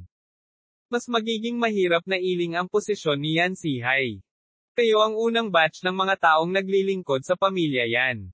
Maaalala ka ng pamilya Yan, walang pakialam na sabi ni Yan Haoran. Hearing this, everyone said excitedly, syempre. Salamat, Young Master Yan. Sa sandaling ito, napansin ni Yan Haoran si Chinyu. Bahagyang kumunat ang noo niya at nagtanong, Grandmaster. Sino ang taong ito? Oh, Young Master Yan. Mag-isa lang pumunta ang batang ito. Gusto niya ng bahagi ng mga samsam, sabi ni Jing Shihong. Ang enerhiya ng yin sa larangan ng digmaan na ito ay sumabog na, at ang panganib ay nasa lahat ng dako. So we plan to use him to scout the way, sabi din ng katabi niya. Tumango si Yan Haoran. Pinalaki niya si Chinyu na may kakaibang tingin sa kanyang mga mata. Ang ganitong uri ng pakiramdam ay nagpabagabag kay Chinyu. Hindi kaya, ang kanyang pagkakakilanlan ay nakita niya. Grandmaster. Naaalala ko na si Chinyu ay isa ring Grandmaster, sabi ni Yan Haoran. Si Jing Shihong ang unang tumango at nagsabi, tama, Young Master Yan. Nandito ka ba para kay Chinyu? Bahagyang tumango si Yan Orison at sinabing, pinatay ni Chinyu ang aking lolo at kinuha ang kanyang katawan. Kailangan kong maghayganti. Nang marinig iyon, agad na nagalit ang lahat, ito ay talagang kasuklam-suklam. Binigyan siya ng pamilya Yan ng pagkakataon, at talagang pinatay niya ang matandang Mr. Yan. Young Master Yan, isa lang siyang Grandmaster, bakit kailangan mong gawin ito sa iyong sarili? Basta ikaw ang mag-utos, natural na aalisin natin siya. Umiling si Yan Haoran at sinabing, iba si Chinyu sa mga ordinaryong Grandmaster. Minsan ay nagpadala ang aking tiyuhin ng 3 peak Grandmaster para patayin siya, ngunit ngayon ay nawala na siya. Peak Grandmasters. Nang marinig ito, bahagyang nagbago ang ekspresyon ng lahat. Ibig mong sabihin, pinatay ni Chinyu ang 3 martial Grandmaster. Hindi yon. Gaano man kalakas ang isang martial Grandmaster, imposibleng matalo niya ang isang peak stage martial Grandmaster. Umiling si Yan Haoran. I guess may backer siya, tulad ng Divine Alchemist Pavilion. Nakikita ko. Nang marinig ito, lahat ay hindi na nagboluntaryo. Pagkatapos ng lahat, ang posisyon ng Divine Alchemist Pavilion ay hindi natitinag. Walang handang masaktan sila. Inilagay ni Yan Haoran ang kanyang mga kamay sa kanyang likuran at sinabing, upang maiwasan ang anumang aksidente na mangyari, pagkaalis natin sa larangan ng digmaan, gusto kong sundan ako ng lahat upang mahanap ang Chinyu na iyon. Young Master Yan, mangyaring makasigurado. Nanguna si Jing Shihong upang ipahayag ang kanyang paninindigan. Pagkatapos noon, tumango rin ang iba pang mga tao at sumang-ayon. Gumisi si Chinyu sa gilid. Gusto mo bang makipagkamay para patayin ako? Depende kung may kakayahan ka o wala. Young Master Yan, bakit hindi inanyayahan ng pamilya Yan ang isang marquis na direktang tanggalin si Chinyu? Sa pagkakataong ito, may nagtatanong na nagtataka. Oo, kung kumilos si Marquis Wo, kahit na ang Chinyu na iyon ay may mahusay na kakayahan, tiyak na hindi siya makakatakas. Bahagyang sumangot si Yan Orison, ang sitwasyon sa Jingdo ay komplikado. Pagkamatay ng aking lolo, maraming tao ang hindi mapakali. Para sa isang simpleng Chinyu, hindi sulit na hawakan ang pundasyon ng pamilya Yan. I see. Biglang natauhan ang lahat. Sige, huwag ka nang mag-aksaya pa ng oras. Bilisan mo at pumasok, itinuro ni Yan Haoran ang larangan ng digmaan at sinabi. Nang marinig ito, agad na sinipa ni Jing Shihong ang puwitan ni Chinyu. Bilisan mo at pumasok ka. Sabi ni Jing Shihong na nakadilat ang mga mata. Hindi mapigilan ni Chinyu na magmura sa kanyang puso, ngunit nangako pa rin siya, okay, okay. Nanguna siya at naglakad patungo sa pasukan ng nayon. Ayon kay Jing Shihong at sa iba pa, ang yin energy sa battlefield ay sumabog na, at ang density ng yin energy ay tumaas ng husto. Tumangala si Chinyu sa langit, at ang mukha ng multo sa langit ay nawala. Ang malakas na yin energy ay medyo kakaiba, bulong ni Chinyu. Ano ka ba, nakatayo ka pa dyan? Habang nag-iisip si Chinyu, sinipa ni Jing Shihong ang puwitan ni Chinyu, pinapasok si Chinyu sa loob. Lumingon si Chinyu at pinandilatan si Jing Shihong. Kahit na hindi ako payagan ni Fang Yu na patayin kita, papatayin kita. Naisip ni Chinyu sa kanyang sarili. Pagkatapos, humakbang siya patungo sa larangan ng digmaan. Stop! Sa sandaling ito, isang matandang lalaki ang biglang tumawag kay Chinyu. Itinuro niya ang ibang direksyon at sinabing, pumunta ka sa silangan. Kumunat ang noo ni Chinyu at sinabing, bakit? Kung sasabihin kong umalis ka, pumunta ka. Huwag masyadong magsalita ng kalokohan. Tinipa muli ni Jing Shihong ang puwitan ni Chinyu. Galit na galit si Chinyu kaya nagngangalit ang kanyang mga ngipin. Gusto niyang patayin kaagad si Jing Shihong. Lahat, ang aming pamilya ay dalubhasa sa panloob na chi. Malinaw nating nararamdaman ang pagbabago-bago ng enerhiya sa loob ng 100 milya, walang pakialam na sabi ng matanda. Ayon sa aking espiritual na pangunawa, ang sentro ng larangan ng digmaan ay nasa silangang bahagi. Kaya si Elder Tang ay isang master ng internal chi. Hindi maiwasan ni Jing Shihong na magulat. Tila sinasadya ni Elder Tang na magpakitang gilas sa harap ni Yan Haoran, kaya nakangiti niyang sinabi, tama. Malalaman ko rin na napakalawak ng larangang ito. Natatakot ako na ang ilang top tier na babe ay inilibing sa ilalim ng lupa sa silangang bahagi. Nang marinig ito, hindi mapigilan ni Chinyu na magmura sa kanyang puso. Ang nakatatandang tang na ito ay nagsasalita tungkol sa lugar na hinukay ni Chinyu dati. Kung gayon, pakiusap, hilingin kay Elder Tang na utusan ang batang ito, walang pakialam na sabi ni Yan Haoran. Sabi ni Elder Tang na may mahinang ngiti, syempre walang problema. Pagkasabi noon ay iniunat niya ang kanyang daliri, at isang bakas ng liwanag ang bumungad sa kanyang dulo ng daliri. Pagkatapos, pinitik ni Elder Tang ang kanyang daliri, at ang bakas ng liwanag na ito ay direktang nahulog sa pagitan ng mga kilay ni Chinyu. Nag-iwan na ako ng marka sa pagitan ng mga kilay mo. Ano man ang iniisip mo, ako ang unang makakaalam, walang pakialam na sabi ni Elder Tang. Kaya, binabalaan kita na pinakamahusay na huwag maglaro. Nang marinig ito, hindi nagpakita ng gulat si Chinyu sa kanyang mukha. Ang pamamaraan ng markang ito ay maraming beses na mas mababa kaysa sa pamamaraan ng Patriarch ng Earthfiend Valley. Ito ay hindi nagkakahalaga ng pagbanggit sa lahat. Mula nang siya ay matagumpay na nakatapak sa hagdan ng langit, ang espiritual na pakiramdam ni Chinyu ay bumuti ng husto. Hanggat handa si Chinyu, maaari niyang burahin ang markang ito anumang oras, o kahit na baguhin ang nilalaman ng pagpapadala ng marka. Terra, sa silangan, utos ni Elder Tang. Hindi tumanggi si Chinyu. Tinunod niya ang kahilingan ni Kuya Tang at nagtungo sa silangan. Sa daan, ang grupo ay 10 metro ang layo mula sa Chinyu, natatakot na may masamang mangyari kay Chinyu. Habang papalapit sila sa malaking hukay, mas yumaman ang yin chi, at mas lumalakas ang pressure sa kanilang panloob na lakas. Maging si Chinyu, na maaaring magtanim ng yin chi, ay medyo hindi komportable. Napakalakas ng yin chi, sabi ni Yan Haoran na nakakunot ang noo. Oo, bahagyang napasimangot din si Jing Shihong. Ang panloob na chi sa aking katawan ay tila nagyelo, at tila mas mahirap gamitin ang aking chi. Masama ang pakiramdam ko. Pilasan natin. Sabi ni Yan Haoran. Ang grupo ay patuloy na sumulong at hindi nagtagal ay nakarating sa lugar kung saan naroon si Chinyu. Ang lugar na dating hinukay ni Chinyu ay naging isang napakalalim na hukay. At sa tabi ng malaking hukay na ito, mayroon talagang isang batang babae na naka-cross-legged. Nang makita niya ang batang babae na ito, ang ekspresyon ni Chinyu ay agad na naging sobrang pangit. Dahil ang batang babae na ito ay walang iba kundi si Xiaoyu. Kabanata 377, ang mapanganib na maliit na isda. Sa sandaling ito, ang maliit na isda ay nakaupo na naka-cross-legged, sumisipsip ng enerhiya ng yin sa espasyong ito ng buong puso. Ang ekspresyon ni Chinyu ay naging sobrang pangit. Mukhang maganda ang pananamit ng mga tao sa paligid niya pero sa totoo lang, parang hayop ang pananamit nila. Walang nakakaalam kung ano ang mangyayari. May isa pang babae. Nagningning ang mga mata ni Jing Shihong, at ang kanyang tingin ay agad na napunta kay Little Fish. Bakit may babae dito? Mukhang naglilinang siya, umaasa sa yin energy para linangin. Ito ay isang hindi karaniwan na sekta.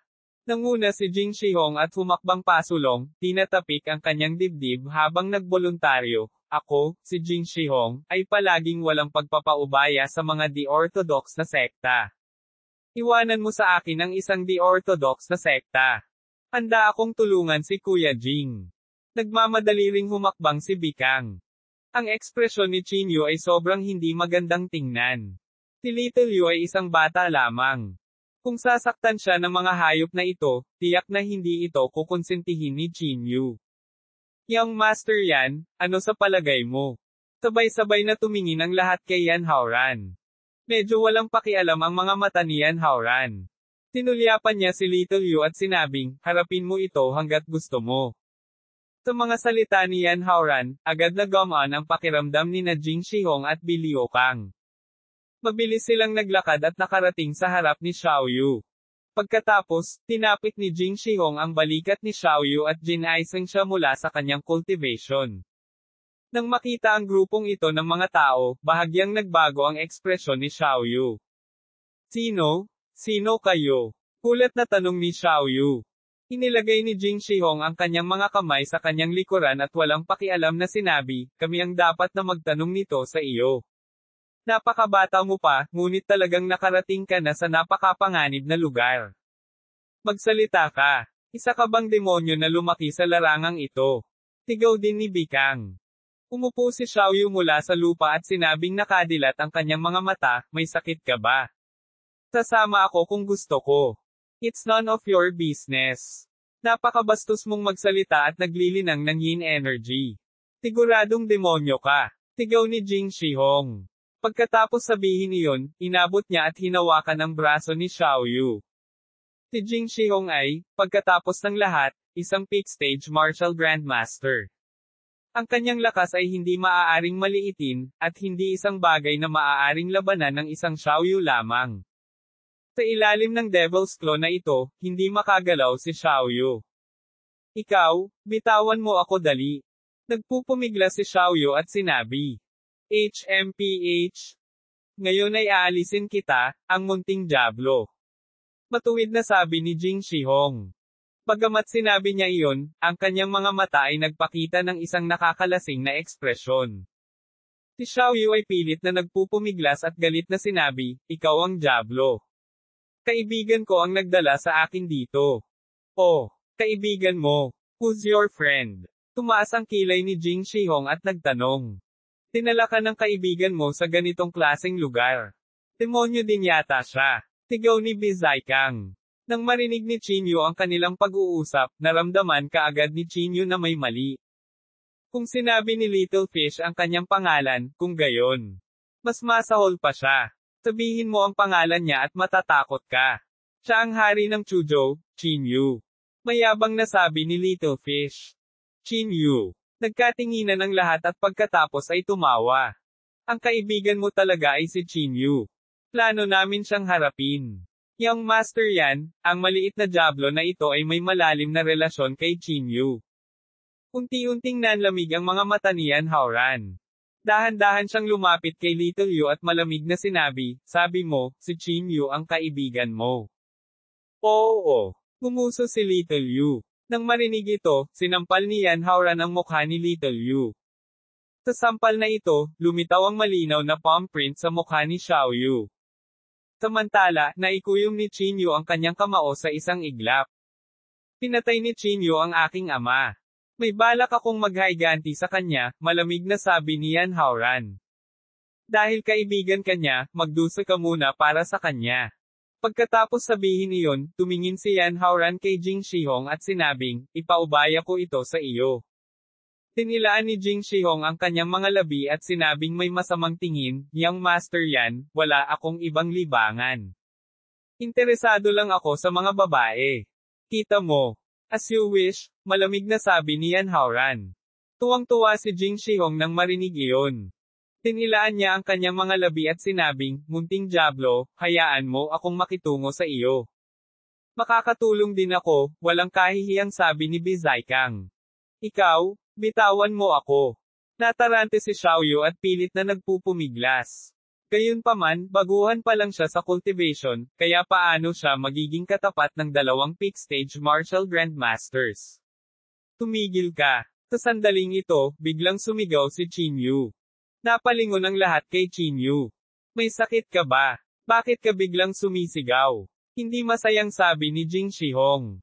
Si Bin Yukang, na nasa tabi niya, ay tumitig din sa kanya at sinabing, huwag mo kaming ipagpaliban sa paggawa ng aming negosyo.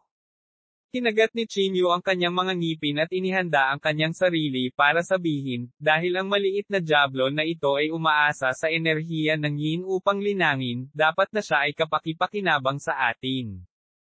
Pagkatapos sabihin iyon, itinuro ni Qinyu ang malaking hukay at sinabing, bakit hindi ako sumama sa kanya at galugarin ang babe sa ibaba? Naiinip na sinabi ni Jing Shihong, cut the crap and wait until I'm done. Mabilis na hinawakan ni Qinyu ang braso ni Jing Shihong at nag-aalalang sinabi, hindi. Tumingin si Jing Shihong sa kanyang braso at pagkatapos ay malamig na tumingin kay Qinyu, sinabing, gusto mo na bang mamatay? Pinigilan ni Qinyu ang galit sa kanyang puso at sinabi, ayon sa aking pagkaunawa, ang babaeng ito ay dapat magkaroon ng isang purong yin na katawan. Ang ganitong uri ng sistema ay talagang kaakit-akit sa anumang uri ng yin chi.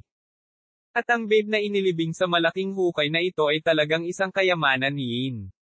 Ito ang pinakamahusay na pagpipilian para sa kanya na ay activate ang kayamanan na ito. Kapag sinira mo ang kanyang pagkabirhen, ang pangakit ng kanyang purong Yin na katawan ay lubos na mababawasan. Ang mga salita ni Qinyu ay agad na nagpatahimik sa eksena. Tama ang batang ito, tumanggo ang katabi niya. Ang pagkabirhen ng purong yin na katawan ay talagang kaakit-akit sa mga bagay na yin. Bakit hindi natin gawin ang sinasabi niya? Nang marinig ang mga salita ng karamihan, agad na nakahinga ng maluwag si Qinyu. Si Jing Shihong ay natural na hindi nasisiyahan na ang napakagandang bagay ay nag-ambala ni Qinyu. Tumingin siya kay Yan Haoran na may nakakahiyang ngiti at sinabing, Young Master Yan, tingnan mo ako. Nakabaw na ako. Bakit hindi? Hayaan mong bantayan ko siya sandali bago siya pababain. Malamig na sumulyap si Yan Haoran kay Jing Shihong at sinabing, naiisip mo ba ang iyong ibabang bahagi ng katawan? Kung hindi mo matukoy ang pagitan ng mga prioridad na tulad nito, kung gayon ay angkop ka ring maglingkod sa pamilya yan. Nang marinig ito, biglang nagbago ang mukha ni Jing Shihong. Nagmamadali niyang iwinagayway ang kanyang kamay at sinabing, Young Master Yan, alam kong mali ako. Hindi pinansin ni Yan Haoran si Jing Shihong at tumingin kay Qinyu, nagtanong sa malamig na boses, bakit mo ito sinasabi sa amin? Tama iyan. Itinuring ka namin bilang kumpay ng kanya na mamamatay, ngunit sinabi mo sa amin ang lahat ng ito. Hindi makatuwiran, dagdag ni Jing Shihong. Sa ilalim ng sombrero, medyo naging pangit ang mukha ni Qinyu. Kabanata 378, ako si Qinyu. Mas mabuting huwag kang magsinungaling sa amin. Kung hindi, alam mo ang kahihinatnan. Bago makapagsalita si Qinyu, binalaan siya ni Elder Tang. Sumulyap si Qinyu kay Elder Tang at sinabing dahan-dahan, sinisikap kong maghanap ng hinaharap para sa aking sarili. Kung makakalabas akong buhay, pwede rin ba akong magtrabaho para sa Yan family?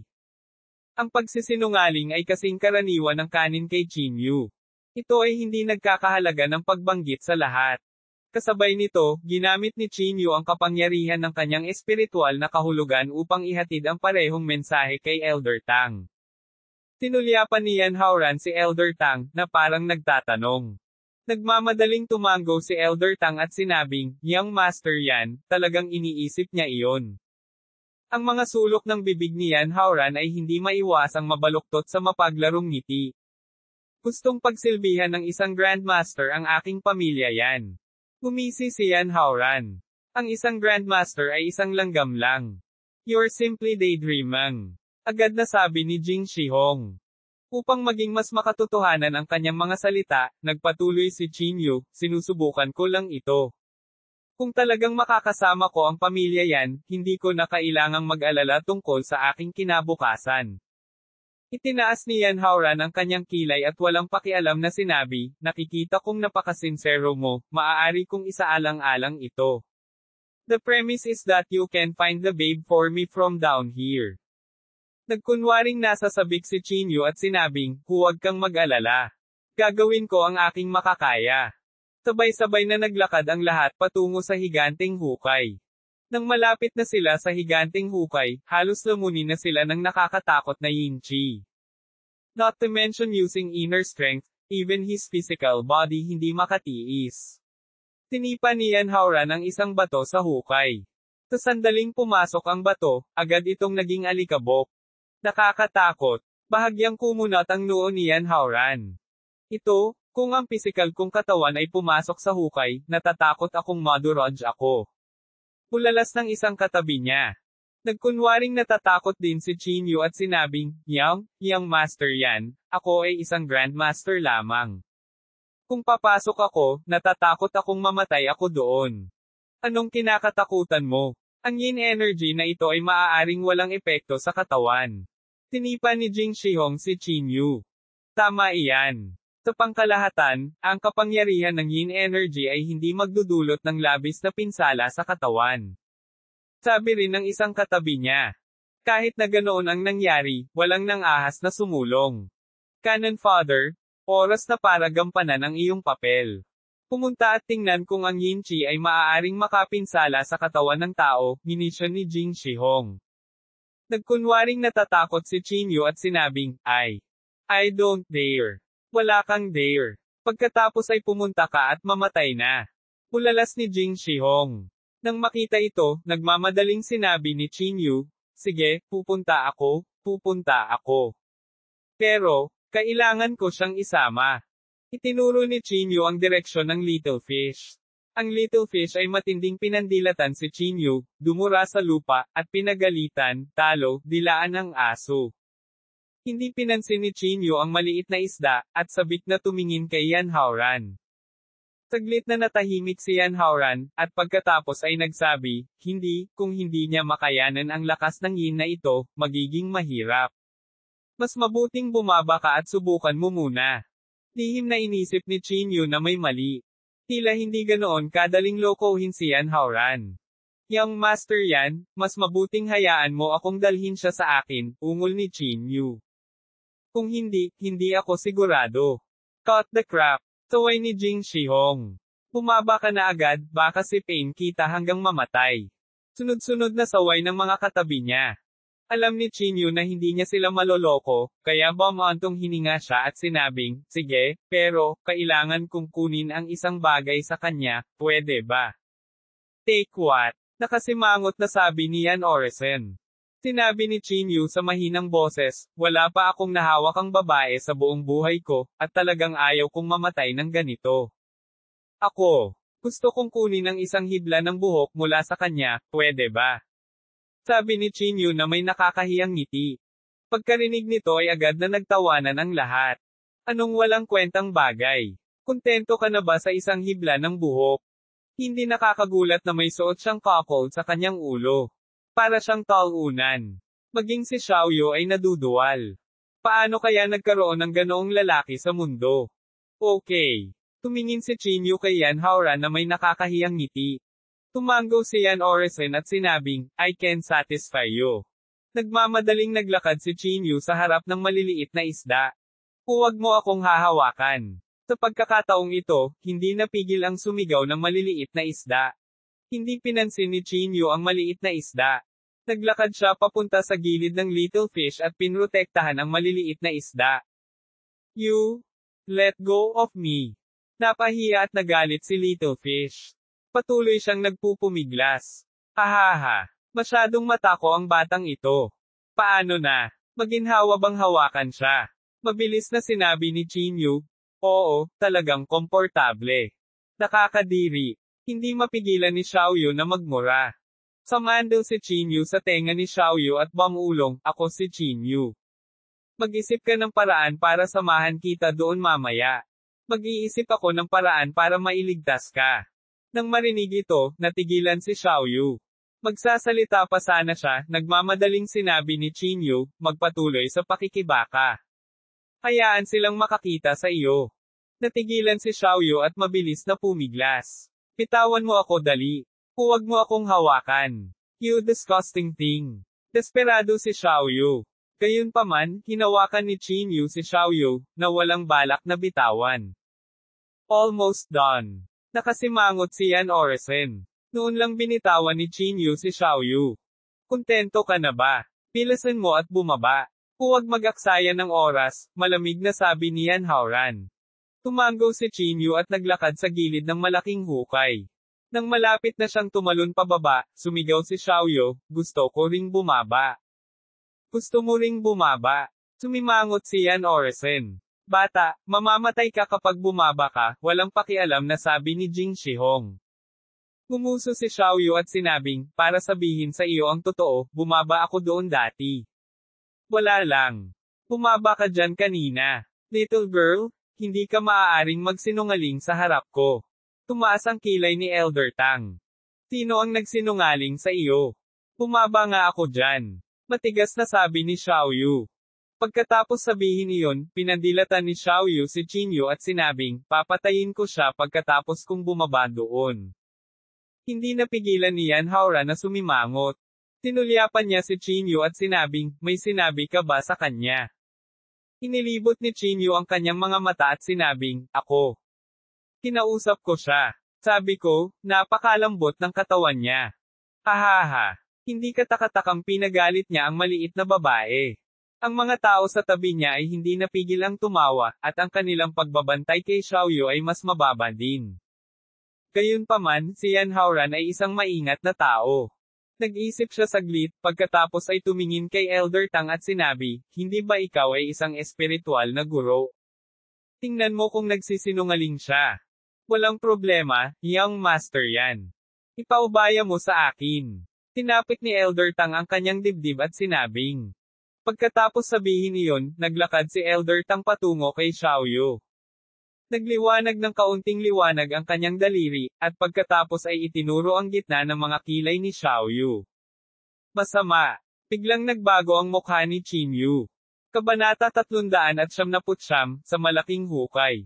Si Elder Tang ay isang espiritual na guro, at malinaw na nasasabi ng markang ito kung ano ang nangyayari sa kanyang isipan.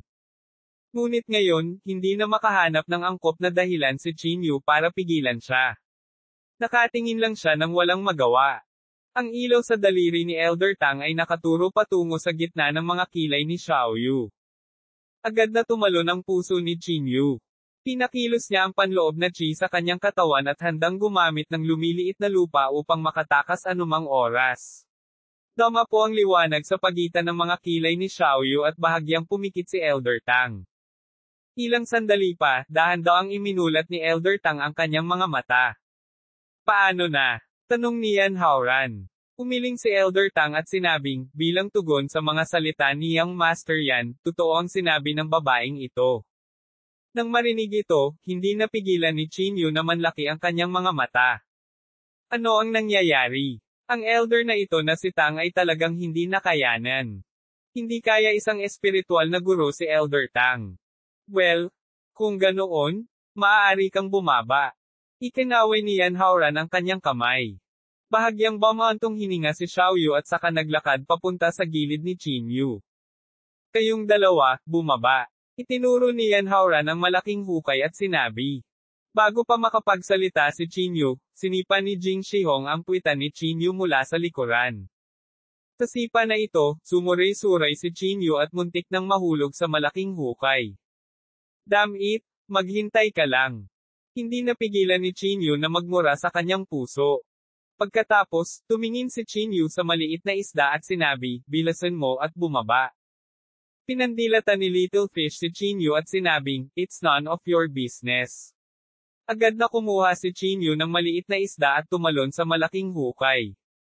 Sa sandaling tumalon sila, isang bugzo ng malamig na hangin na parang yin na enerhiya ang ganap na nilamon silang dalawa. Ang malaking hukay ay 12-dosenang metro ang lalim. Si Chinyu ay hindi nang ahas na maging pabaya. Agad siyang nag-spell at marahang binuhat ang maliit na isda, dahan-daang nahulog sa malaking hukay. Paano na? Is he dead? Mula sa itaas ang boses ni Jing Shihong. Tumangala si Chinyu sa sinag ng liwanag sa kalangitan at sumigaw, "Hindi siya patay. Walang nangyari."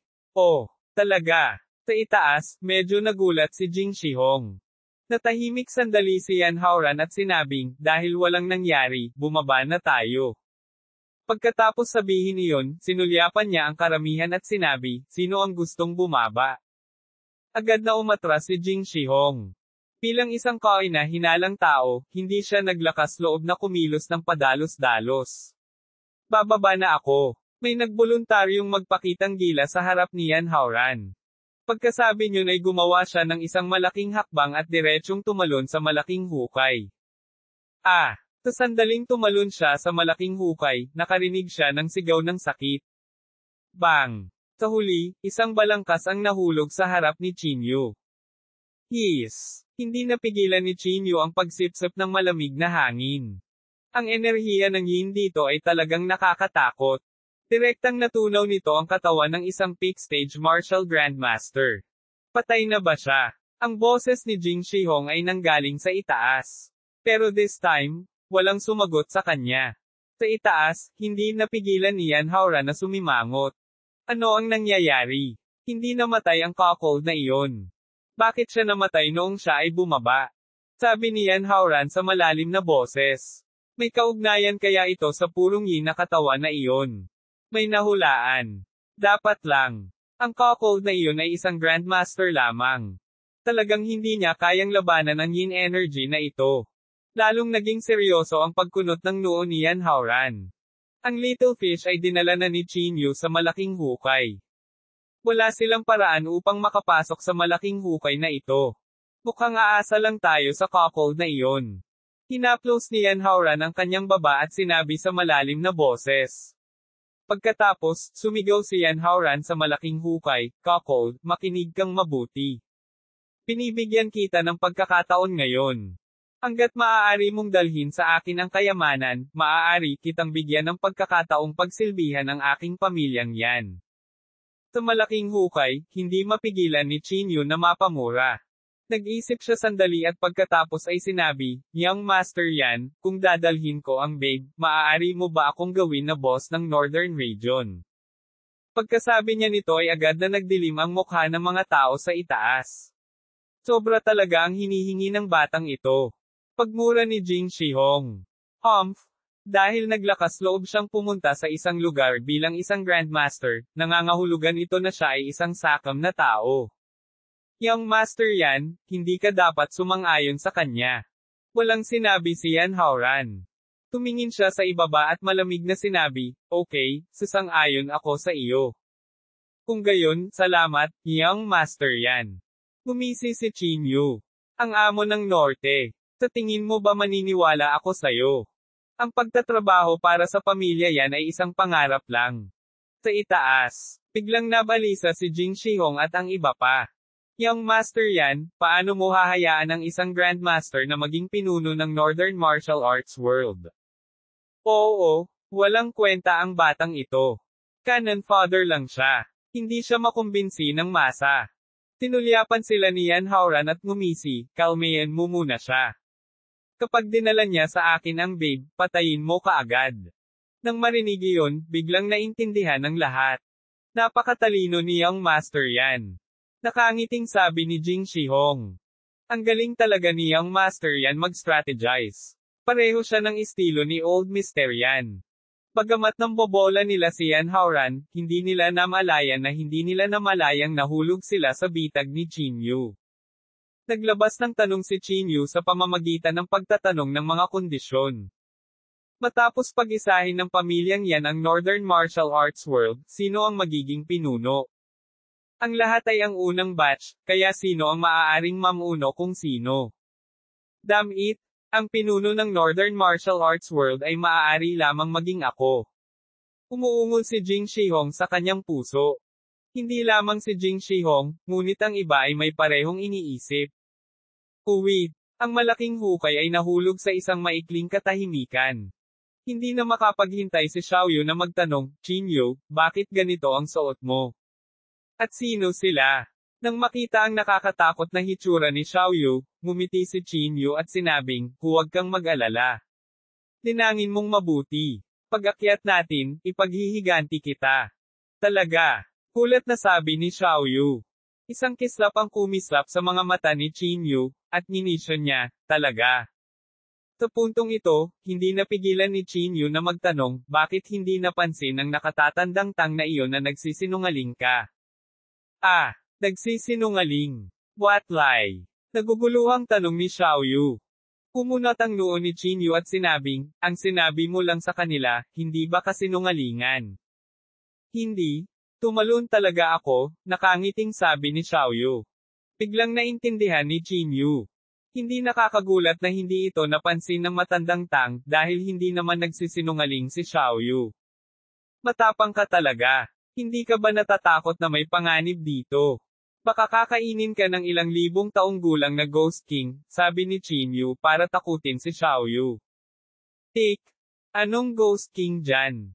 Napakaraming babe, ungol ni Xiaoyu. Sa puntong ito, misteryosong sinabi ni Xiaoyu, nakahanap ako ng isang babe dito, ngunit hindi ako nang ahas na kunin ito. Tara na, ihahatid na kita para tingnan. Kabanata 400, ang babaeng demonyo. Babe. Kumikislap ang mga mata ni Qinyu sa pananabik. Oo. Tara na, dadalhin kita doon. Hinawakan ni Little Yu ang kamay ni Qinyu at naglakad patungo sa kailaliman ng malaking hukay. Ang malaking hukay na ito ay cylindrical mula sa itaas hanggang sa ibaba, ngunit nang marating nila ang ilalim ng malaking hukay, ito ay ganap na naiiba. Ito ay nakakagulat na patag na lupa sa loob, at sa kailaliman ng patag na lupa, mayroong isang bahay na bato na hindi malaki o maliit. Ang bahay ay nakaharang ng pintong bato. Sa ilalim ng normal na mga pangyayari, ang gayong batong pinto ay tiyak na magtatakda ng bawal. Halimbawa, isang top grade na pagbuo ng pagpatay o iba't ibang mga bitag. Gayunpaman, ang ikinagulat ni Qinyu ay ang batong pintong ito ay walang anumang bawal. Kahit na lumakad ang maliliit na isda, automatikong bumukas ang pintong bato. Dahan daw ang bumukas ang pinto sa gitna ng sunod-sunod na malalakas na kalabog. Sa likod ng batong pintong ito, mayroong isang malaking trono. Sa trono, may dim light. Itinuro ni Little Fish ang ilaw sa harap niya at sinabing, iyon na. Pagkatapos niyang sabihin iyon, tuwang-tuwa siyang tumakbo patungo sa liwanag. Mahigpit na sumunod si Qinyu sa likuran at pumunta sa harap ng trono. Sa trono, may maskara. Nang makita ni Qinyu ang maskara, hindi maiwasang magbago ang kanyang ekspresyon. Ito ang mukha ng multo sa langit. Nanlaki ang mga mata ni Qinyu. Sa hindi malamang dahilan, nakaramdam si Qinyu ng lamig sa kanyang likod. Para siyang tinatitigan ng hindi mabilang na pares ng mga mata. Ang ganitong uri ng pagkabalisa ay nagpang-inig maging si Qinyu. Keto na. Bagamat hindi ko alam kung ano ang magagawa nito, sa palagay ko ay tiyak na hindi ito isang pangkaraniwang bagay. Hinaplos ni Little Fish ang kanyang baba na parang may sapat na gulang. Sumimangot si Qinyu at inabot ang kanyang kamay para hawakan ang maskara. Sa sandaling ito, isang malaking puwersa ang direktang nagpalipad kay Qinyu. Boom! Ang malaking puwersa ay nagulat sa lahat. Ang pader na bato sa likod ng Qinyu ay direktang nabasag sa mga piraso. Isang malaking bato ang malakas na nabasag sa katawan ni Qinyu. Qinyu, are you alright? Nagmamadaling tumakbo si Little Fish. Itinabi ni Qinyu ang malaking bato at lumabas ng batong punso. Umiling siya at sinabing, ayos lang ako. Ang maskarang ito, tila nagtakda ng isang uri ng ipinagbabawal na kapangyarihan. Pagkatapos sabihin iyon, pumunta si Qinyu sa harapan ng maskara at sinubukang kunin ang maskara sa pangalawang pagkakataon. Gayunpaman, ang resulta ay pareho sa unang pagkakataon. Si Chinyo ay direktang pinalipad. Bukod dito, ang puwersa ay ilang beses na mas malakas kaysa sa unang pagkakataon. Maging ang hindi masisirang katawan ni Chinyo ay naiwan na may mga puting marka. Paano ito mangyayari? Medyo pangit ang ekspresyon ni Chinyo. Kumunat ang noo ni Xiaoyu at sinabing, hindi tama iyon. Habang nagsasalita siya, iniunat ni Xiaoyu ang kanyang maliit na kamay at hinawakan ang maskara. Huwag! Huwag kang gagalaw! Nag-aalalang sigaw ni Chinyo. Ngunit huli na. Inabot na ng kamay ni Xiaoyu ang maskara. Isang bagay na ikinagulat ni Chinyo ang nangyari. Madaling tinanggal ni Xiaoyu ang maskara sa trono. Walang pagtutol sa lahat. Malinaw na napakadaling kunin, bulong ni Xiaoyu habang nilalaro niya ang maskara. Bahagyang kumunat ang noo ni Chinyo. Maaaring ito ay, isang purong yin na katawan lamang ang makakapagtanggal ng maskara na ito. Eto, kunin mo. Inabot ni Xiaoyu ang maskara kay Chinyo. Hawak ang maskara, malinaw na naramdaman ni Chinyo ang isang sinaunang at simpleng panloob na chi na bumubulusok sa kanya. Ang panloob na chi na ito ay halos sakop ng Chinyo, at naapektuhan pa nito ang espiritual na pakiramdam ni Chinyo. Sa isang iglap, hindi mabilang na mga imahe ang pumasok sa isip ni Chinyo. Bagamat ang larawang ito ay panandalian, pinalamig nito ang likod ni Chinyo. Ang nakakatakot na hangarin ng pagpatay na iyon ay tiyak na hindi kayang tiisin ni Chinyo. Talagang hindi ito isang ordinaryong bagay, sabi ni Chinyo sa malalim na boses habang hawak niya ang maskara. Siyempre, ang babe na natuklasan ko ay tiyak na hindi isang ordinaryong bagay. Pagmamalaki ni Little Yu. Walang sinabi si Chinyo. Tinubukan niyang ilagay ang maskara sa kanyang mukha. Sa sandaling isuot niya ito, nakaramdam ng matinding init ang mukha ni Chinyo. Parang mapunit ang buong mukha niya. Napakasakit noon. Mabilis na tinanggal ni Chinyo ang maskara sa kanyang mukha at inihagis ito sa gilid. Ano ang mali? Tanong ni Xiaoyu na may pagtataka. Walang sinabi si Chinyo. Mabilis na umikot ang kanyang ulo. Hindi kaya na ang maskara na ito ay natural na bagay kay Xiaoyu. O marahil, ito ay tulad ng hagdanan patungo sa langit na nangangailangan ng pagsang-ayon. Xiaoyu, subukan mong isuot ang maskara na ito. Sa pag-iisip nito, nagmamadaling tumingin si Chinyo kay Xiaoyu. Kinuha ni Xiaoyu ang maskara at bangulong, napakapangit nito. Ako ay napakagandang maliit na babae, ang pagsusuot nito ay makakaapekto sa aking imahe. Kahit ganoon ang nangyari, masunurin pa rin niyang isinuot ang maskara sa kanyang mukha. Sa sandaling isuot niya ito, sumabog ang mga sinag ng liwanag mula sa maskara. Xiaoyu! Nagmamadaling sigaw ni Chinyo. Hindi nag-react si Xiaoyu. Tinubukan ni Chinyo na tanggalin ang maskara, ngunit nalaman niyang parang tumubo ang maskara sa mukha ni Xiaoyu. Hindi ito maalis sa lahat. Isang banayad na simoy ng hangin ang dumaan. Sa maskara, kumikislap ang mga batik ng liwanag. Ilang sandali pa, ang maskara ay nakabalot kay Xiaoyu. Ang buong katawan niya ay lumutang sa ere at nabalot ng madilim na liwanag. Bush! Isa pang bagzo ng malamig na hangin ang dumaan. Ang mga batik ng liwanag ay talagang bumuo ng isang payat na figure sa hangin sa itaas ng Little Fish. Ang mahabang buhok ng figurang ito ay lumipad sa hangin at ang kanyang figure ay balingkinitan. Mahirap itago ang panloob na chi noong sinaunang panahon. At suot niya itong maskara sa kanyang mukha. Saglit lang lumiwanag ang eksena, ngunit nang inig ang buong katawan ni Chinyo.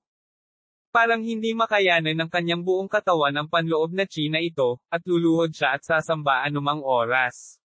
Unti-unting nawala ang liwanag, at nahulog din si Xiaoyu mula sa langit. Tinanggal niya ang maskara at bangulong, kakaiba ang pakiramdam. Ikaw, okay ka lang. Hindi maitago ni Chinyo ang pagkabigla sa kanyang puso. Umiling si Xiaoyu at sinabing, okay lang ako. Para akong nanaginip. Anong uri ng panaginip? Nagmamadaling tanong ni Chinyo.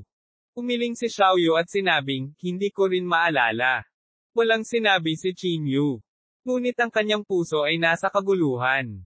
Maaaring, may koneksyon ang maskarang ito at Xiaoyu. Oh, si Xiaoyu ang may-ari ng maskara na ito.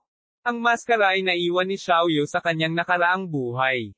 Sa pag-iisip ng mabuti, ang liwanag na ngayon ay talagang katulad ng figure ni Xiaoyu. Ang pagkakaiba lang ay tila may libu-libong pagkakaiba sa personalidad at ugali. Hoy, ano ang iniisip mo? Tinapik ni Xiaoyu ang balikat ni Qinyu. Bumalik sa katinoan si Qinyu. Umiling siya at sinabing, Xiaoyu, itago mo ang maskarang ito para sa iyong sarili. Baka ito ay maging kapaki-pakinabang sa iyo. Ako. Itinuro ni Little Yu ang sarili at saka nagmamadaling umiling. Hindi. Masyadong pangit. Paano ko maa-appreciate ang aking walang katulad na hitsura sa maskarang ito? Screw you. Inilibot ni Qinyu ang kanyang mga mata kay Little Yu. Maging masunurin. Ang maskara na ito ay tiyak na hindi isang ordinaryong bagay. Baka makatulong ito sa iyo sa hinaharap, sabi ni Qinyu na may seryosong ekspresyon. Dahil sa maskarang ito, nagbago ang buhay ni Little Yu. Walang mag-aakalang magiging demonyo ang pilyong babaeng ito na kinatatakutan ng lahat.